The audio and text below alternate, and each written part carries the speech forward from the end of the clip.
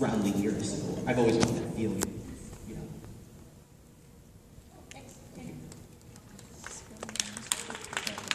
Hi there. Hi. Okay, so I recently just heard of this game this weekend, so would you guys ever play Five Nights at Freddy's? Play what? Five Nights at Freddy's?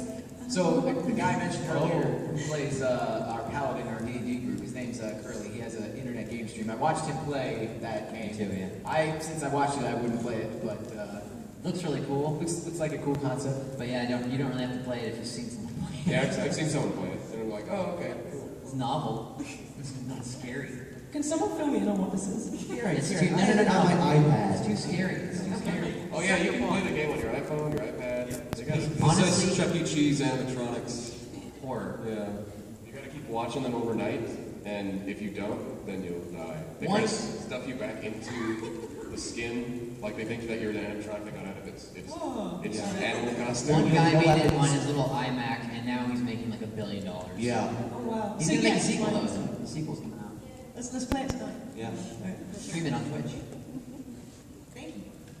Cool carry better. My question is for Steam Power Giraffe.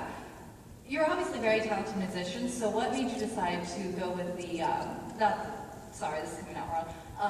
Why exactly did you decide to go with the steampunk theme rather than any other genre? Well, if you ask me, Steam Power Giraffe is kind of genre jumping or whole.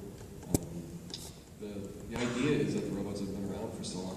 That were steampunk just because their origins were, they were made in Victorian times. But this is why we do pop songs and rock songs from the '60s, or '50s, or whatever. So I don't know. Steampunk is was just by coincidence. We were adopted by the steampunk community. We used it as an aesthetic, but we've also used futurism and Patchwork is a little Art Deco. We combine all these nostalgic feelings, and steampunk is just really cool. So it feels like a great fit for our universe. Thank you. Can I also ask one more? Feel free. You've obviously played a few different versions of D&D. Which version is your favorite? I'm liking 5 so far. I'm sorry, I'm not very smart, so it's just streamlined for dumb people like me, I guess. Compared to 4, I like 5 a bit better. 5 is pared down. There's not as much thrown at you. It's not as kind of complex. It's probably easier for you to run a 5 game because it's easier for people like us. Although they still haven't released the DM's guide for 5. It's still that young. So I'm just gonna roll with 5 for a while. We'll see how it goes. I'm liking it. I've played 3.5, 4, and 5, and they all work. They all are fun. But 5 seems to be, they kind of learned what people like and whatnot. So. And they integrate it with technology and stuff. Yeah, so they've got this accessible awesome and tablet app that's coming out called Dungeonscape in the future, and it's supposed to eliminate having to look up stuff in a book, which is going to be sweet.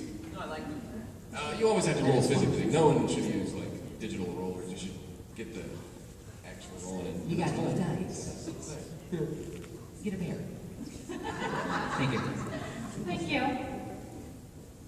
It's me again. Hi. I want to go on a little tangent because you've mentioned D&D and I just started a group.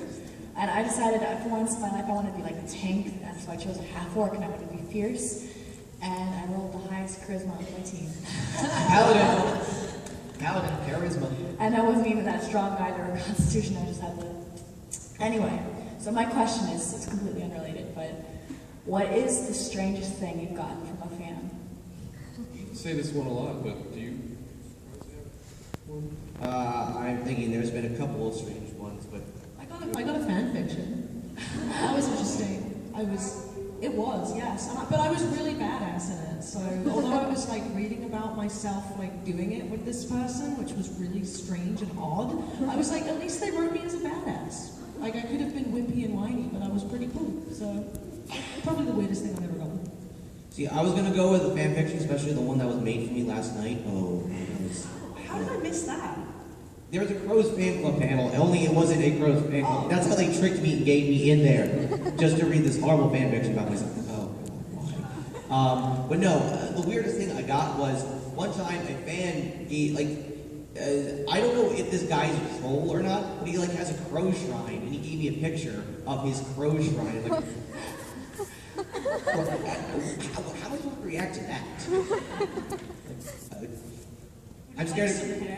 That's what I'm worried. He's like collecting like hair follicles and toenail clippings. Like yeah. But seeing this, again, a picture of this shrine, it's like that's a weird present. Yeah. We've gotten hair taped in the